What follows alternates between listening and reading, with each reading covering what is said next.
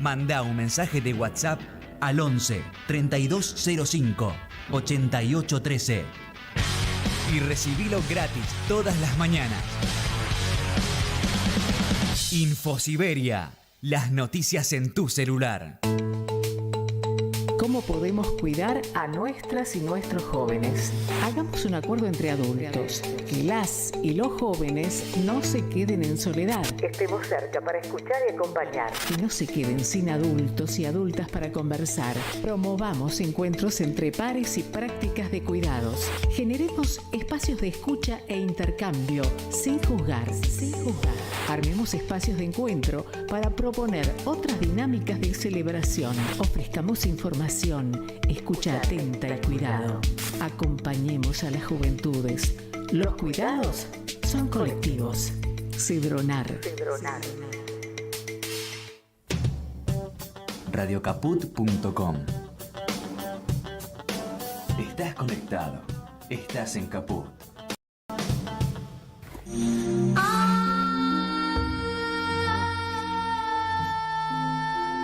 Entrañables.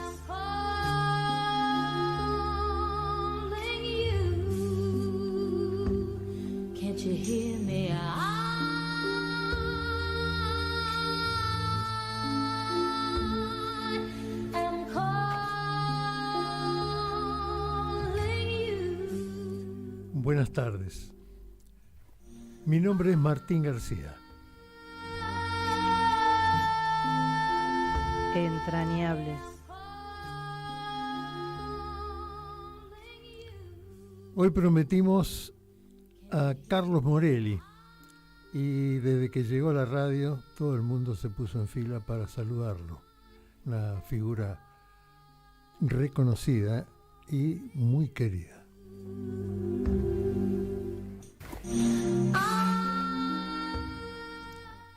Bueno, Premio Conex 1997 al espectáculo audiovisual, Premio Conex 1987, Conex 2021, jurado del Conex 2001, jurado del Conex 1991, Premio Conex 97, 87, crítico de cine, prosecretario de redacción del diario Clarín. Trabajó como productor y conductor del programa de televisión Función Privada. ¿Se acuerdan? Era Morelli Berruti y una botella siempre con copas para brindar, que era delicia de la gente que miraba. Decía, estos pues se ponen a charlar y se ponen en pedo. Pero era una gracia de Rómulo Berruti. Morelli siempre fue el serio del dúo. Creador de ciclos televisivos, la película Sorpresa, el gran cine español, el cine del sentimiento, el cine que nos mira. Nombrado coordinador de promoción del cine español en el Cono Sur por el Ministerio de Cultura de España. Jurado internacional en los festivales de Montreal, Valladolid, Huelva, Karlovy Vary, Sevilla, Málaga. En Punta del Este creó y dirigió los festivales Verano de Cine Español y Europa, un cine de punta. Dirigió Pantalla Pinamar, un exclusivo encuentro cinematográfico argentino-europeo que diseñó para el Inca, y decorado con la Orden de Isabel la Católica de España, una figura cultural internacional, amiga de los televidentes, amiga de los argentinos. Querido Carlos Morelli. Ha sido muy importante la tarea de Función Privada para el cine en castellano, en un mundo en que en ese momento estaba completamente, no sé si dominado solamente, sino casi sometido por la presión del cine de Estados Unidos, ¿no? Buenas tardes. ¿Cómo estás, Martín? Sí, bueno, Función Privada es un milagro que todavía hoy nos acompaña a Rómulo y a mí en el acercamiento, las manifestaciones de afecto, palabras admirativas. Y fue un desafío muy grande porque en realidad, como bien decís vos, nos atrevimos con el cine argentino cuando estaba en la televisión el furor dominante por el cine extranjero, cuando hablo de extranjero hablo de un 90% de cine norteamericano. En pleno estallido del color en la televisión, nosotros dábamos películas argentinas en blanco y negro. Encima nos lanzamos en el canal que históricamente tenía menos audiencia, que era el Canal 7, y en la noche de menor encendido, que era la del sábado, un poco la noche maldita. Y encima, más allá de que habíamos hecho algunas cositas para el público televisivo, éramos básicamente dos desconocidos. Así que en realidad teníamos una suma perfecta para perder. Y bueno, algo pasó, apostamos al blanco y negro, apostamos al cine argentino, jugábamos a reeditar los viejos noticieros de sucesos argentinos, hacíamos cine como en el cine, o sea, antes de llegar a la película pasábamos el noticiero y antes del largometraje el tráiler de la semana siguiente, y con esos chiches y con un estilo que mezclaba el conocimiento con cierto absoluto desenfado, en 3 semanas nos pusimos a la cabeza del rating. Y cuando hablo de la cabeza del rating, digo por encima del Canal 9, del Canal 2, del Canal 11 y del Canal 13. Y nosotros mismos no lo podíamos creer. Y a partir de eso, bueno, ahí nos largamos a hacer nuestras travesuras, nos soltamos todavía más, incorporamos los viejos seriales tipo Flash Gordon, incorporamos los cortometrajes, nos atrevimos a traer algunas películas del cine español de apertura, gozamos de una total protección de parte del canal en ese momento. Y por otra parte, éramos un programa muy barato. Vos pensás que en ese momento una película argentina costaba 500 pesos. Estoy hablando del año 1983. 500 pesos valía pasar una película argentina. Así que bueno, fue una especie de ceremonia que mezclaba la formación con el ocio, la divulgación con la diversión, y el estar nosotros en un estudio de televisión con virtualmente meternos en tu casa, compartir tu cena, tu café, tus copas, no digo ponernos en pijama, pero casi, de manera tal que también produjimos un hecho hasta cierto punto revolucionario en los hábitos de la gente, porque el sábado a la noche era el día de la salida. Y te digo, son testimonios que recojo permanentemente, el último que fue anteayer, mucha gente se quedaba el sábado para ver función privada. Era una especie de ritual insoslayable, y bueno, y eso marcó un éxito que se prolongó durante 13 años en Canal 7. Después estuvimos 5 años más en Space, fuimos el primer programa de aire de cierta fuerza que pasaba al cable. Y bueno, después tuvimos hijitos como la película Sorpresa, Rómulo hizo otras cosas, yo hice otros programas, pero bueno, función privada quedó como una marca indeleble y es notable porque por más que los dos hemos hecho otras cosas en el tiempo siguiente, dentro y fuera de la pantalla, del micrófono, yo hice festivales, Rómulo sus eventos, y el programa dejó de emitirse en el año 2000, o sea, llevamos 23 años sin función privada en el aire, y por la actitud de la gente, los saludos en la calle, los buenos deseos, las preguntas de cuándo vuelven, es como si hubiera dejado de emitirse hace 2 meses, ¿no? Ahora, la apuesta por el cine en blanco y negro y el cine argentino es una apuesta cuando no era un éxito, cuando no se sabía, cuando era un programa que uno elegía hacerlo porque se le daba la gana y lo ponían porque era un programa, un horario que no pasaba nada. Era una apuesta de amor, digamos. Algún amor había ahí. Sí. Digamos, también hubo una decisión del canal, que en ese momento el director artístico era Miguel Ángel Merellano, y estaba con él María Hermilla Avellaneda.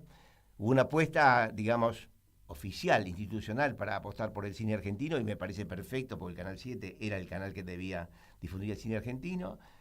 Pero también hubo un compromiso nuestro, ¿no? Porque está bien, nos deslumbraba mucho el hecho de que después de haber hecho muchas cosas en horarios medio marginales, tuvimos un programa que fue un poco el antecedente de función privada que se llamaba Sábado Segunda Noche, que transitó del fin del blanco y negro al comienzo del color. Incluso nosotros en una época todavía grabábamos en color y se emitía en blanco y negro.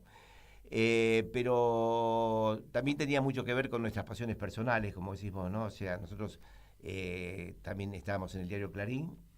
Rómulo era el jefe de espectáculos, yo era el prosecretario de redacción, o sea, éramos las dos autoridades de la página de espectáculos. Y también teníamos una larga militancia dentro de la promoción del cine argentino, también a través de la radio, también a través del diario, también a través de nuestras presentaciones personales. Entonces, digamos que Función Privada vino a ponerle el sello televisivo a una fiebre que ya venía manifestándose desde otros ángulos, ¿no? Y siempre quedó para nosotros como un patrimonio esencial, o sea, para nosotros el cine argentino fue, es y seguirá siendo un motivo de atracción permanente. Yo personalmente hoy veo todo el cine que puedo y todo el cine argentino que puedo.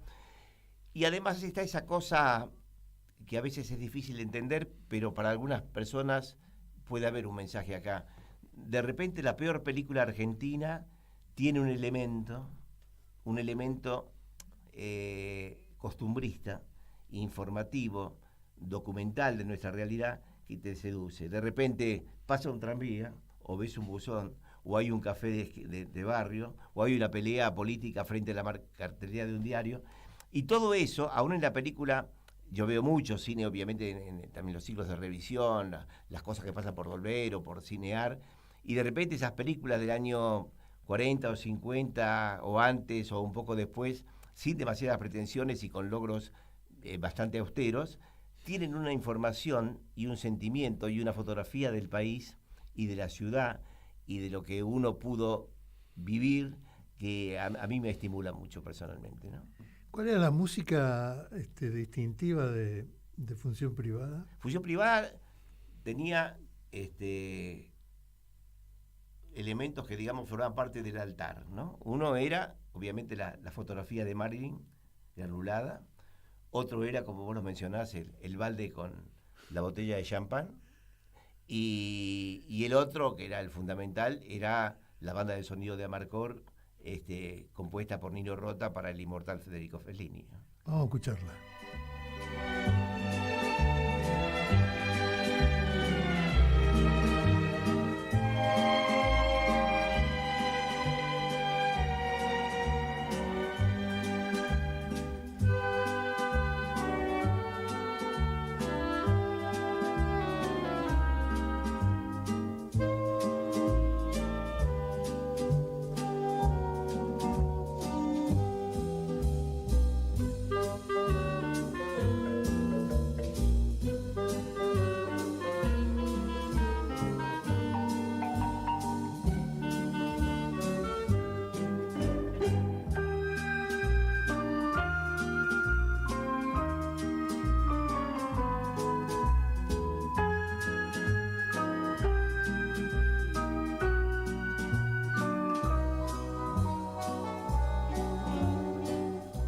Provocación, ¿eh? Inolvidable. Qué desafío emocional. Aparte era muy divertido porque es casi herético esto, ¿no? Pero era real.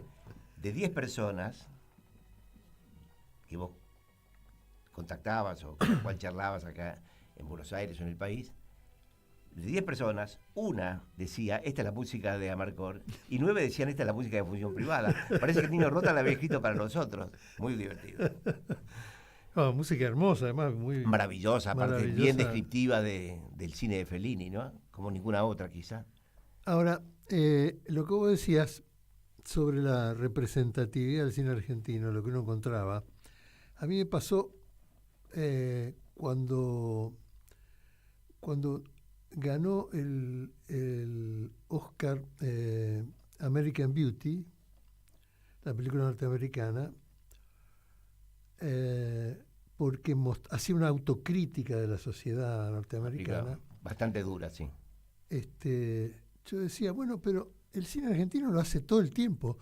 Todas las películas argentinas son de autocrítica. Totalmente. Autocrítica del sistema, autocrítica de las costumbres, autocrítica de la política. Lo que pasa es que a veces está hecha en primer plano y a veces es un background, A veces es el leitmotiv y otras es el comentario de fondo, pero está presente, está presente.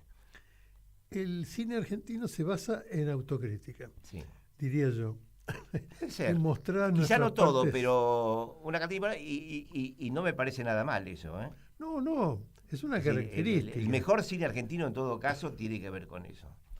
Tiene que ver con eso. Y eso también es lo que le ha abierto la puerta al cine argentino a muchos mercados un poco reacios a recibirlo en principio. El cine argentino, digamos, empezó a entrar en serio en los mercados cuando se liberó y empezó a hablar y a decir cosas y a mostrar las heridas abiertas y a confesarse y a autocriticarse.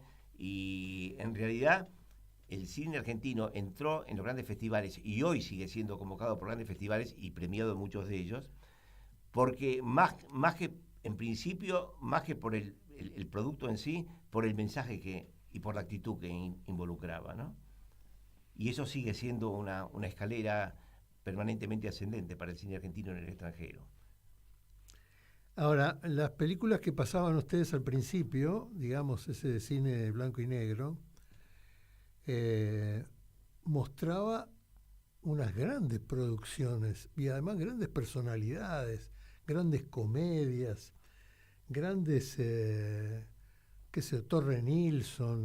Nosotros alargamos con Torre Nilsson, Fabio, Lucas de Mare, el primer de Mare. La primera película que dimos fue Hijo de Hombre, Ocho Fredes del Chaco, que era de Lucas de Mare. Y después seguimos con Crónica de un niño solo, Fabio, El secuestrador, Torre Nilsson. Y además, también el mérito de Función Privada o del canal al elegir esa programación para nuestro ciclo fue revelarle a un no menos del 80% de la audiencia un producto que no conocía. ¿Eh? ¿Ah, sí? No lo conocía. Sí, y fue una especie de ciclo de divulgación del cine argentino y de revelación además del pasado de directores que de repente en ese momento empezaban a ser consumidos, pero que tenían un largo, frondoso y muy sustancioso ayer, que para la gente era 2 líneas en un libro, pero no tenían el conocimiento de la obra en sí, ¿no? O sea, esa especie de, sin serlo formalmente, pero de hecho retrospectivas de los grandes directores, y vuelvo a hablar de Mare, Torre Nilsson, Antín, Fabio, fue una obra que Función Privada y el Canal 7 cumplieron muy puntualmente y armó un panorama para la gente que lo agradecía de una manera muy manifiesta del público. Y por otro lado, a diferencia del cine norteamericano que repite fórmulas permanentemente, salvo excepciones, el cine argentino no repetía fórmulas no, el en cine argentino, sentido estricto, digamos. Tuvo, no el cine tenía que la dábamos fórmula nosotros, de sino comedia, el cine bueno, argentino comercial, tenía básicamente 2 o 3 fórmulas. Uno era copiar al cine europeo, ciertas obras literarias, a veces mamotretos literarios, y después la otra, que es la vertiente que yo rescato mucho, y que tiene que ver con lo que hablamos al comienzo en cuanto a la fotografía del cine argentino, es ese cine argentino de los años 30 y 40, especialmente del 40, con grandes comediantes, que eran una información muy caliente, muy cálida, muy afectuosa sobre la Argentina que veíamos, pero no mirábamos, ¿no es cierto? Así que estaba ahí y que con mucha pasión el cine argentino, especialmente de comedia y de los 40 y de los pequeños dramas familiares, revelaba con mucha puntualidad y con mucho afecto, ¿no? Películas como Mercado de Abasto, por claro, ejemplo. Bueno, todo ¿no? ese tipo de cine, todo ese tipo de que cine. bueno, tenía algún parentesco con el cine italiano, pero que tenía una profunda raigambre criolla también. Digamos, era un poco Mercado de Abasto y muchas películas por el estilo, que sé yo, Doc Sud, un cine además que identificado con muchas veces Tita Merelo, con Mario Fortuna, con actores, García Burr, actores de época, era un poco el neorrealismo argentino también, ¿no? De alguna manera, además que bueno, nosotros somos todos muy argentinos, muy italianos y muy españoles, y esas influencias se han notado también en el cine, ¿no?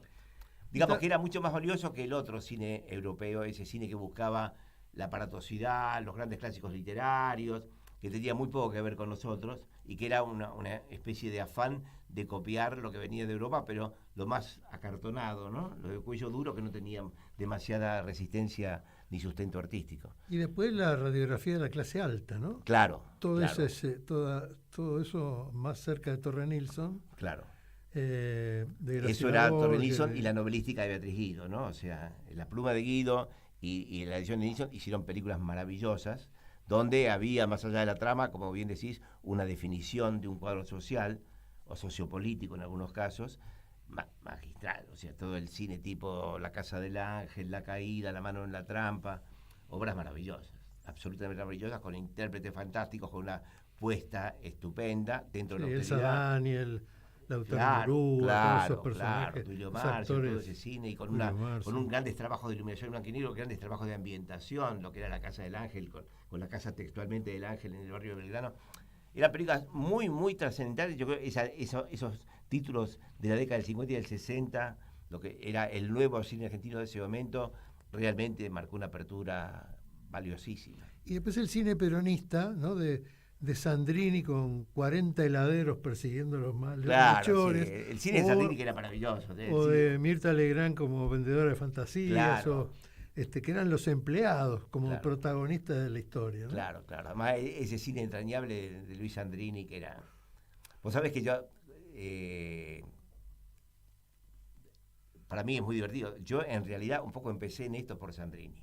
A ver. Nosotros vivíamos, en ese momento, con mi familia, vivíamos en la calle Juramento, en Teatro O'Higgins, un edificio que todavía existe. Vivíamos en el primer piso, en el interior, el edificio de 6 pisos, y en el sexto piso vivían, en el sexto piso interior, la madre de Luis Sandrini, Rosa Sandrini, y en el edificio exterior, el hermano de Sandrini, Eduardo Sandrini. Eduardo Sandrini, que hacía de malo. Un comediante un poco de menor nivel, pero bueno, lo suyo hacía bien. Pero hacía de malo. Estaba Y bien. Rosa Sandrini, que había hecho muy buenas migas con mi madre, tenía el único televisor del edificio. Y se había encariñado con mi madre, conmigo, así que yo, que era bastante buen estudiante, iba al colegio de la mañana, hacía los deberes, y todas las tardes me iba a tomar el té a lo de Rosa. Entonces Y ver veía los televisión. programas de LR3, Radio Grano, TV Canal 7, comía los bizcochitos que ella me preparaba, y yo le contaba mi admiración por su hijo, que ella me escuchaba a través de una corneta, era muy sorda y tenía una corneta de las antiguas para escuchar. Y eso ocurría de lunes a viernes. Y los domingos venía Luis a comer. Entonces los domingos era la película, los otros eran los cortometrajes, esto era los domingos venía Luis a almorzar, venía Luis, y siempre, para que la película fuera más perfecta, acompañado por algunos de los actores típicos de sus películas, los actores secundarios de sus películas, en personajes siempre muy entrañables.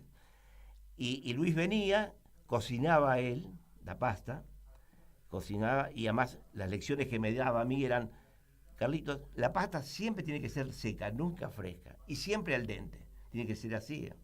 Así que bueno, Luis, entonces yo estaba, te imaginás, estaba viviendo una película, y además me decía que yo cantaba las canciones de Nicola Paone de esa época, y Luis Paisano. me hacía como la guitarrista, y después Luis me decía: bueno, ahora andate al kiosco de la otra cuadra y tráeme un paquete de particulares con filtro, perdón por la marca, y decirle al kiosquero que son para Luis Sandrini.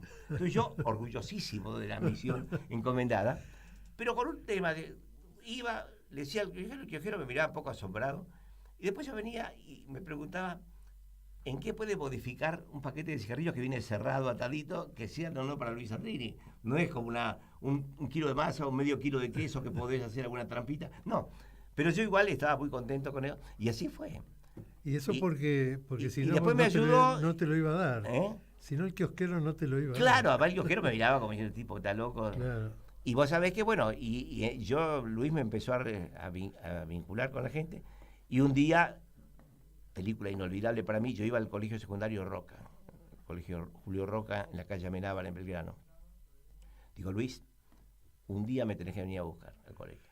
Claro, que Entonces, te vean los compañeros. El miércoles, entonces estoy yo en la clase, creo que de higiene o qué sé yo, en el aula, y viene demudado el jefe de celadores y me dice: mamá, Morelli. Y yo ya sabía todo. Sí, perdón,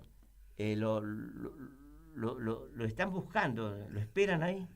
Y entonces el profesor dice: bueno, pero ¿qué va? Es que tengo un nudo en la garganta, decía el jefe de celadores. Lo vino a buscar, o es igualito, dice, Luis Sandrini. Entonces todo Y yo digo, Luisito, sí, me dijo que... Perdón, digo, voy y vengo. Y estaba Luis ahí charlando, todo el mundo encima de él, ofreciéndole la medialuna del recreo, los chocolates. No, fue maravilloso. ¿Estuve bien? Decía, o no. Personaje, Sandrini, realmente maravilloso. Inolvidable, inolvidable. Vamos a poner otro tema de los que te gustan, que también definen el cine, ¿no?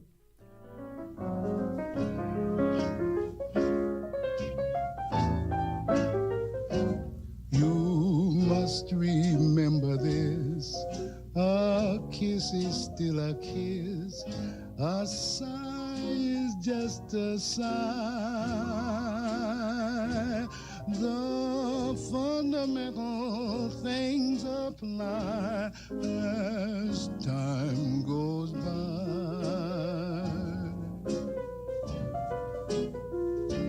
And when two lovers woo, they still say I love you.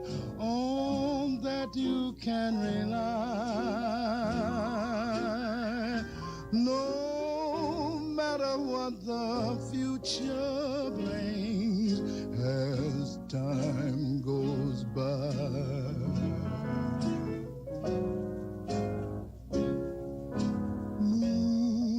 And love songs are never out of date. Hearts full of passion, jealousy, and hate. Woman needs man, and man must have his mate that no one can deny. It's still the same old story, a fight for love and glory, a case of do or die. The world will always welcome lovers as time goes by. And love songs are never out of date. Hearts full of passion, jealousy, and hate. Woman needs man, and man must have its mate that no one can deny. It's still the same old story, a fight for love and glory, a case of do or die. The world will always welcome lovers as time goes by.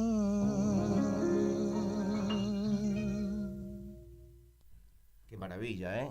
Dooley Wilson, el actor cantando ese tema inolvidable de una película que para mí, cuando uno habla de una película que vería una vez por semana o que se llevaría a la isla o todas esas cosas, lugares comunes, yo la llevaría a la isla, la vería 2 veces por semana. De hecho, la veo creo que una vez cada 2 meses. La amo profundamente. Tenemos que dedicar este tema. Vos sabés que por esa radio antigua que dedicaba los temas, hoy tenés una oyente de lujo que es muy amiga tuya y que me dijo, me mandó un afiche del programa de hoy y me dijo, hoy los voy a escuchar desde México. Nuestra querida Liliana Masure. Uy, qué lindo. Nos está escuchando ahora desde México. Liliana querida. Así que, una grande, como es una gran amiga y una gran consumidora del mejor cine y muy, muy cercana para mí, le regalamos el tema de Casablanca, que yo sé que ella lo va a apreciar. Qué linda mujer además. Y lo que ha hecho por el cine argentino. Realmente creo que la gestión de ella ha sido estupenda. Sí, y de lo mejor que ha habido. Personalmente he recibido el apoyo de ella para una cantidad de iniciativas y hemos mantenido y seguimos manteniendo una amistad inquebrantable y que se va acrecentando con el tiempo y el reconocimiento de lo que cada uno ha hecho por la gestión del otro, ¿no? Estamos juntos en Soberanos con Amado Vudú, con Gabriel Mariotto, con Alicia Castro. Es una mujer muy querida por nosotros. El cine español, que vos le has dado un lugar en tu vida, digamos, importante, Yo lo veo a través de las plataformas que uno ve en su casa, digamos, y en esas plataformas tiene un lugar muy prominente. Ha logrado un estilo de narración compitiendo con los modelos norteamericanos. Yo del cine español, te doy un dato para la audiencia. El cine español, más allá de las plataformas, hay un canal en los sistemas de cable, que es Antena 3. Antena 3 Cine. Hay un canal que es Antena 3, que es el canal español, y hay una Antena 3 Cine.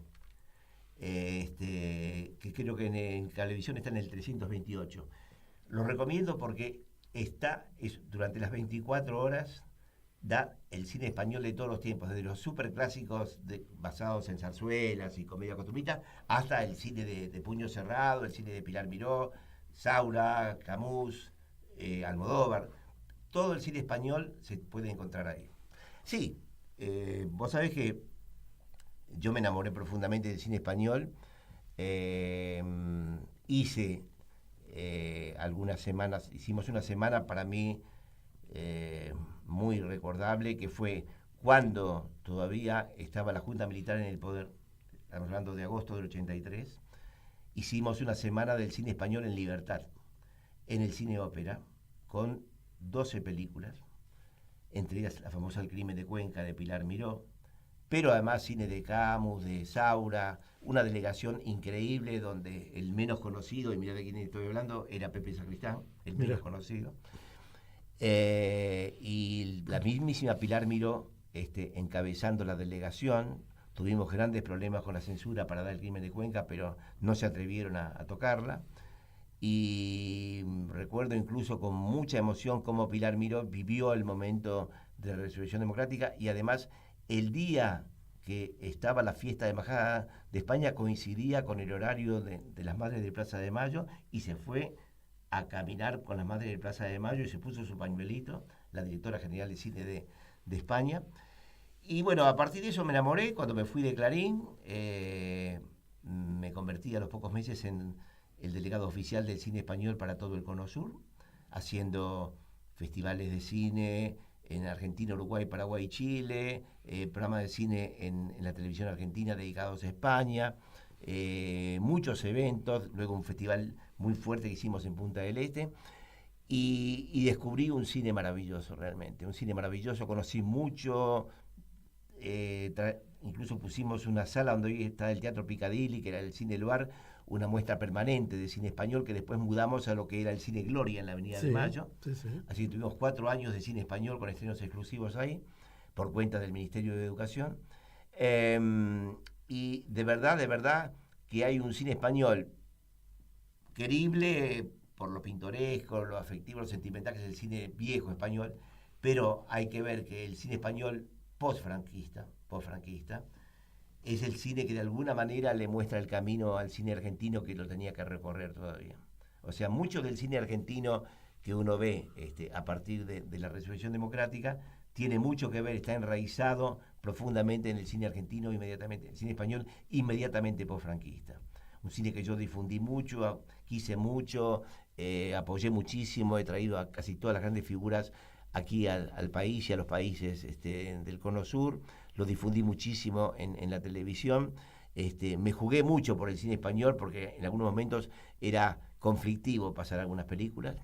Pero no me arrepiento, o sea, más de la fuerza que me dio personalmente de representar el cine español y por las puertas que me abrió y de las relaciones que hasta hoy mantengo, me di cuenta de que estaba al servicio de una causa que merecía todo el empeño. Lo hice con mucho orgullo. El residuo ha sido importante, y hoy vuelvo a ver con emoción esas películas que me marcaron el camino en su momento, ¿no? Por ejemplo, todo el cine de Mario Camus, el cine del Crimen de Cuenca de Pilar Miró, el cine de las películas de Jaime de Armiñán, las películas de Vicente Aranda, el cine un poco combativo también desde el punto de vista estético, con todo el cine inicial de Almodóvar, con toda su apertura en materia de igualdad y de diversidad, todo el cine de Saura, porque el cine de Saura uno ahora se ha quedado con con esa maravilla del cine musical, con lo cual ha terminado su vida recientemente, y que incluso tuvo acá 2 películas en Argentina, Tango y Sonda, la película de folclore. Pero claro, está el Saura anterior, el Saura de Armas Tomar, el Saura de Cría Cuervos, de Lisa Vida Mía, de Prisa, de Taxi.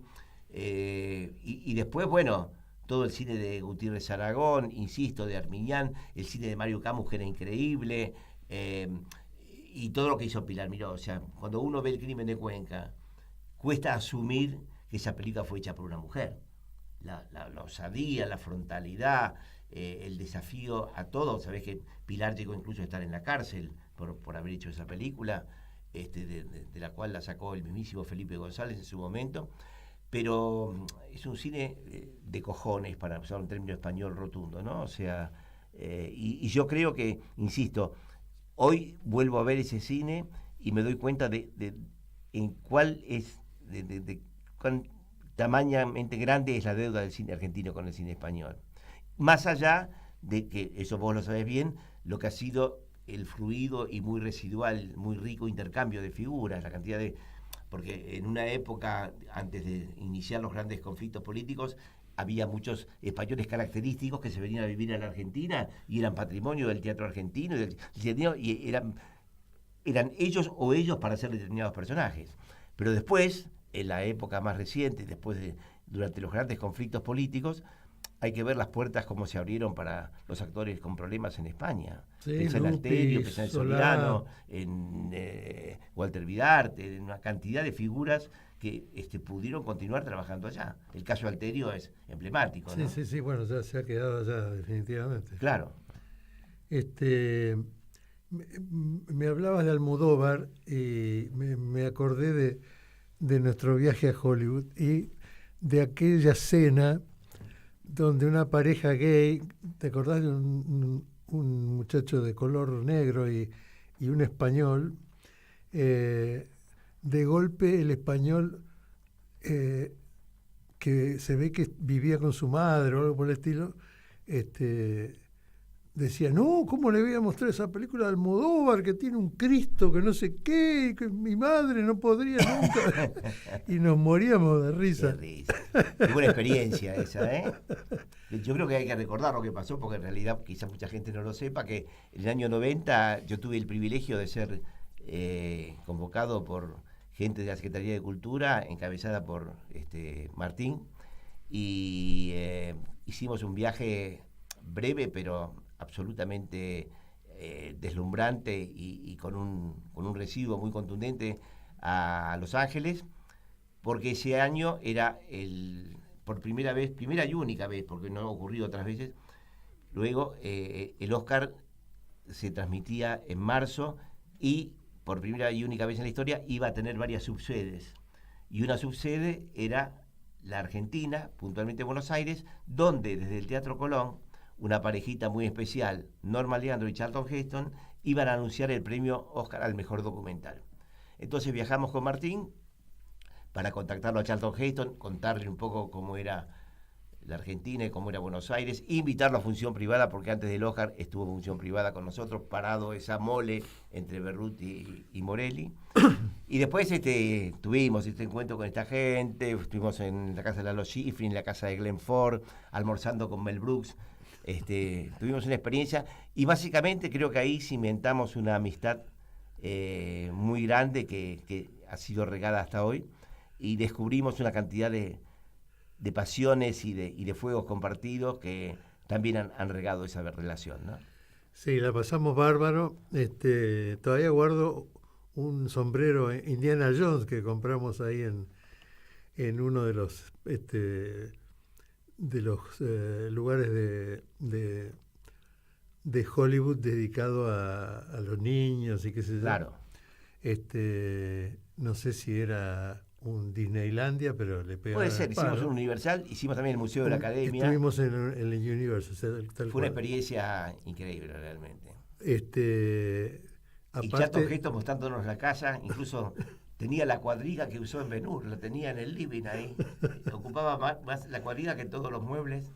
Y Lalo Schifrin hablando, no me acuerdo si con Carreras o con Pavarotti en Claro, Colombia. y además Lalo Schifrin, que fue una charla con él y con su piano, porque nos contaba cosas e iba recreando cada relato, cada línea de su evocación con la música correspondiente, con la banda sonora de ese momento, ¿no? Sí, Lalo Schifrin tenía una casita, un chalet dentro del chalet de él, que era más deslumbrante, pero todo planta baja, bien como San Isidro, acá, un lugar de esos. Mientras la señora entraba a la casa con no sé si era un Rolls Royce, ¿no? Una cosa por el estilo, un coche terrible, y con él charlábamos y al mismo tiempo hablaba por teléfono a Colombia, no sé si con Carreras o con Pavarotti. Era todo muy international. Total. Y Glenn Ford en la casa. Ya en el principio de su ocaso, pero todavía con una gran magia, y diciéndonos, ¿te acordás? Lo más divertido que dijo, que todavía le dolía la mano por el cachetazo que le había pegado a Rita Hayworth en Childa. Que además vivía patio y pileta por medio en la casa siguiente. Sí. Y que él declaró que había sido su amor verdadero, digamos, de toda la vida, ¿no? ¿Qué tal? Me acuerdo también un día que salimos del hotel de Bel Air y había un local al lado que vendían cuadros, se ve que una señora muy paqueta vendía cuadros, y estaba pintando en la vidriera Jack Palance. Es cierto, es cierto. Jack Palance con toda su impronta de cowboy, digamos, como en la película La cara de Bagdad pocos Café, amigos, ¿no? La cara de pocos amigos. Pintando ahí como pintor de verdad. Pero vivimos nuestra propia película en esos 3 días, ¿no? Yo cuento a veces que habíamos ido, no sé si a la intendencia, además de la que fuimos a la de New Hollywood, fuimos a la intendencia de Los Ángeles o una cosa así, y estaba en la manzana, estaba recortada, digamos, en un lote la intendencia, y alrededor, en lo que sería una plaza de estacionamiento, gente durmiendo en caja de cartón. La otra cara de Los Ángeles. Qué cosa rarísima. Mucha gente viviendo en caja de cartón. Se ve que a la noche tendrían frío, qué sé yo, y estaban como dentro de una cama en la caja de cartón. La otra cara de Hollywood. Es cierto, sí, la pasamos muy divertido fue eso. Y después la gala en el Colón con todos los chiches. Y efectivamente que me vieran todos los vecinos en función privada contigo y con Charlton Heston. Me parece que, Estados Unidos ha vuelto a hacer sándwich de chorizo, digamos, con las películas en Netflix, ¿no? Casi todo. Repetición. Yo creo que hay un punto en que Estados Unidos va a tener que pensar qué hacer, porque sí, ya creo que agotó de todas maneras hay que ver con lupa, porque hay cosas lindas, hay cosas interesantes. Se puede pescar. Y yo reconozco también, pese a que obviamente mi credo eterno fue y seguirá siendo que el cine hay que verlo en el cine. Hay que vivir la ceremonia del cine, ¿no? Uno tiene que entregarse a la película y no la película ser condicionada por uno, sí, que la parar y atendés el teléfono, ir al baño y a servirse una coca o un whisky, no, eso no. Vos sabés que hablando de Sacristán lo definía de una manera muy graciosa. Hace muchos años, acá, esto de los grabadores y las películas en VHS, dice, para mí no va, dice, porque tú no puedes ver High Noon era a la hora señalada, la película famosa de Fred Zinnemann con el duelo de Gary Cooper. Entonces, decía, tú no puedes decirle a Gary Cooper, Gary, espera, no desenfundes hasta que yo termine de volver del baño. Y no puede ser el duelo en la calle y que sale Grace Kelly para abrazarlo y decirle, Grace, no salgas hasta que yo termine de revolver el hielo en el whisky. Claro, yo me tengo que rendir a Gary Cooper, a Grace Kelly y al salón. Ellos mandan, no yo. Era muy gracioso. Se pierde el ángel de la continuidad. Volviendo al punto de la referencia, lo que yo sí estoy valorando mucho es el rol de las plataformas, Netflix a la cabeza, como productora de películas. Yo creo que más allá de algún producto convencional, que obviamente encaja con las reglas del juego, hay mucho cine de apertura Y hablo no solamente de cine norteamericano, hablo de cine polaco, de cine coreano, de cine Bueno, eso hecho es en la bárbaro, India, eso que es bárbaro. Acceder a eso existe es y es nuevo. posible gracias a las plataformas. Y además, también, antes uno decía, bueno, un telefilm es un telefilm, se nota, una teleserie, una cosa hecha para televisión, tiene otro presupuesto, otra dimensión, otros decorados, otro nivel de actuación. Hoy en día, una película producida por Netflix o quien sea para el streaming, tiene el mismo nivel de actuación, el mismo rigor de cartel, el mismo lucimiento de directores, la misma configuración técnica, el mismo presupuesto que una película convencional de cine, ¿no? O sea, me parece que, más allá de que vuelvo a decir, el cine hay que verlo en el cine, el rol del streaming como difusor de cine, pero básicamente como productor de un cine habitual o no tanto, es muy rescatable y diría que está muy necesario, ¿no? Yo le pedí a Carlito Morelli que me dijera 3 temas musicales que fueran entrañables y siguió la línea del cine, ¿no? Y a eso nos emparenta inmediatamente con el cine de barrio, con los inolvidables películas que uno vio en el cine de barrio, con esta música, ¿no?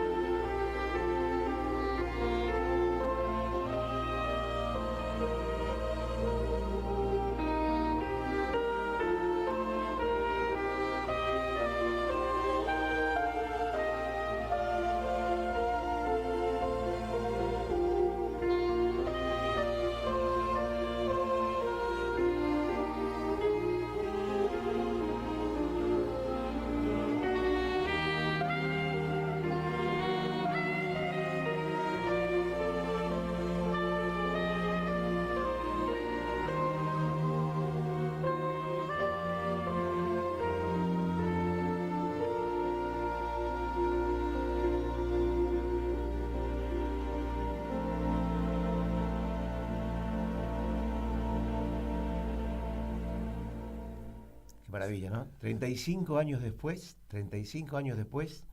y con una juventud indeclinable, Cine Paradiso sigue siendo la más sublime declaración de amor del cine por el cine mismo, ¿no? O sea, es una película que a mí me parece tan fundamental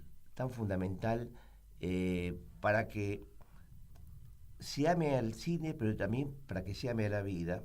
Y yo creo que la película llega a un punto en el cual se atreve a decir que el cine y la vida idealmente pueden ser sinónimos. Yo recuerdo que la película la descubrí en el año 1989 en el Festival de Montreal, en Canadá.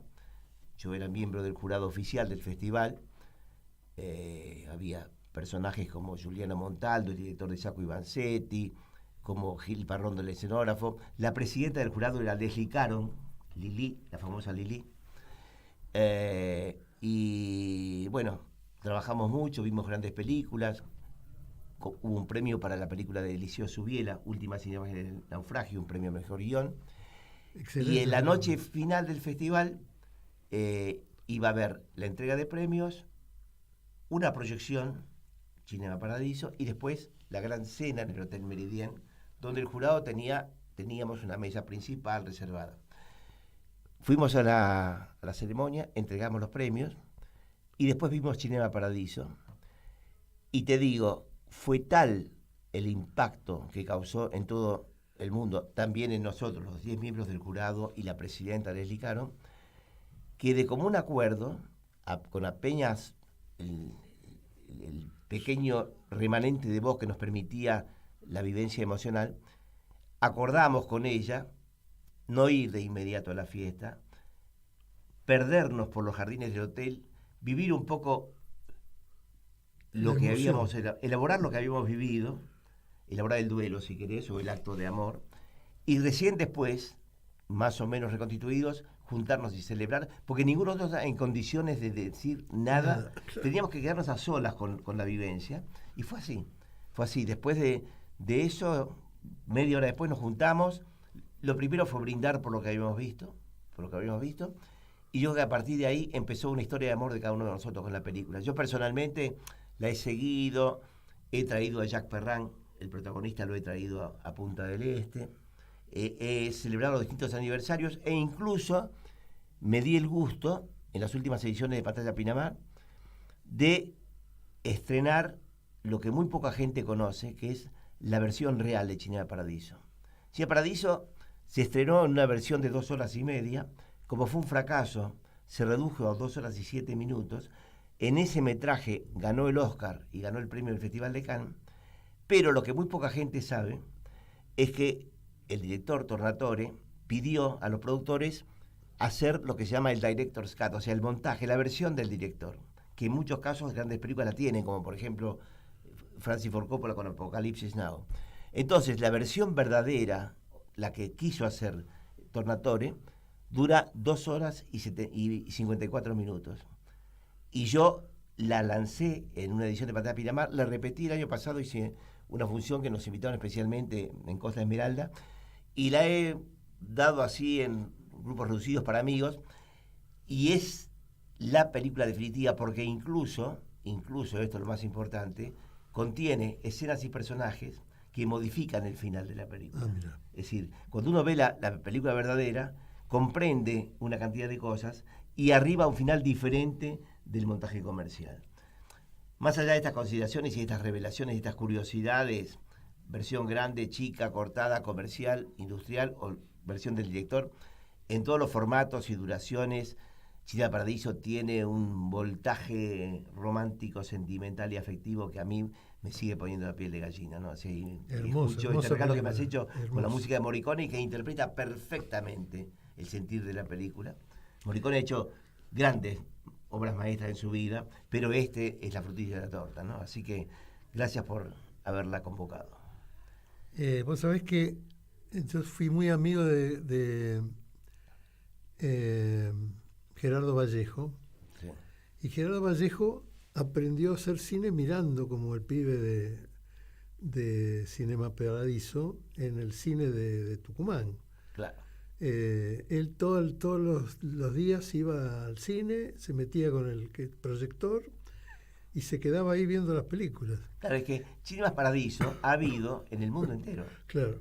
Esta tiene el plus de la italianidad de ese pueblo Sí, sí. con alta condición cinematográfica que descubrió Tornatore, y además tiene la fuerza de esos actores increíbles, Philippe Noiret y Jacques Perrin. Además, una cosa que me sigue sorprendiendo y me sigue halagando es pensar que esa película, que legalmente es una producción franco-italiana, pero es italiana como los espaguetis o la pizza, la película.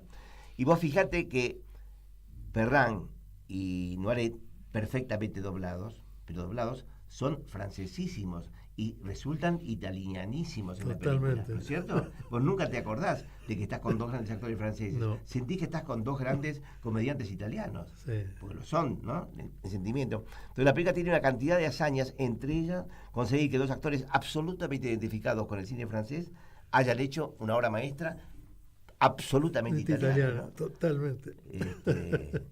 Ese personaje maravilloso del proyectorista que se queda ciego después de la hazaña de brindar una proyección gratuita al aire libre para la gente del pueblo, para que no pague entrada. Los mensajes de la película son maravillosos y además habla de una realidad que de alguna manera, con más o menos agregados, es del mundo entero. China Paradiso, todos hemos conocido uno, ¿no? Totalmente, ¿no? Una experiencia hermosísima. Decime algo de Rómulo Berruti. Rómulo Berruti está perfecto, tiene sus programas radiales en fin de semana. Nos encontramos a tomar alguna copita con alguna frecuencia. Somos dos escorpianos, tenemos 5 días de 5 años, pero también 5 días de diferencia en cuanto a una semana. 5 años de diferencia y una semana en la fecha de cumpleaños. Así que bueno, estamos siempre en contacto. Y como yo también, Rómulo sigue viendo mucho cine. Sabes que él básicamente su base ha sido el teatro siempre. Yo lo arrastré un poco al cine, pero bueno, nunca dejó de ejercer su profesión y su pasión de crítico teatral. Hicieron bueno, una linda pareja de, pues sabés que de televisión. Con nuestras diferencias, porque las teníamos bastante... Sí, son dos personalidades distintas. En persona, y además también teníamos maneras diferentes de apreciar ciertas cosas, pero eso sumaba. Es decir, creo que armamos una pareja que dio un resultado excepcional, ¿no? Excepcional. Aún con, te vuelvo a decir, nuestras matices diferentes, nuestras maneras de ser diferentes, nuestras visiones diferentes de las cosas, pero eso sumaba también. Yo te agradezco esta nota. A mucha gente le habrá sorprendido, porque no es habitual en los medios que verte, tanto como uno te ha incorporado ya hace mucho, como alguien querido. Y bueno, como el título del programa, me debía esta reunión entrañable contigo. Yo te lo dejo gratis. Vos sabés que a mí me decían, el tipo que dice entrañable es Morelli siempre. Me cargaban, por lo menos, o algo más pesado, porque mis latiguillos era la palabra entrañable. Entonces me dio mucha risa cuando vi el cartel. Digo, no le voy a cobrar derecho de autor porque es un amigo, Martín García, pero bueno. Entrañables ambos. Gracias, Martín. Sí, para mí ha sido una vivencia encantadora y ha sido una especie de resurrección de nuestro ritual de amistad y de integración y de cariño, y lo has hecho con mucho afecto y con mucha magia. Muchas gracias. Entrañables.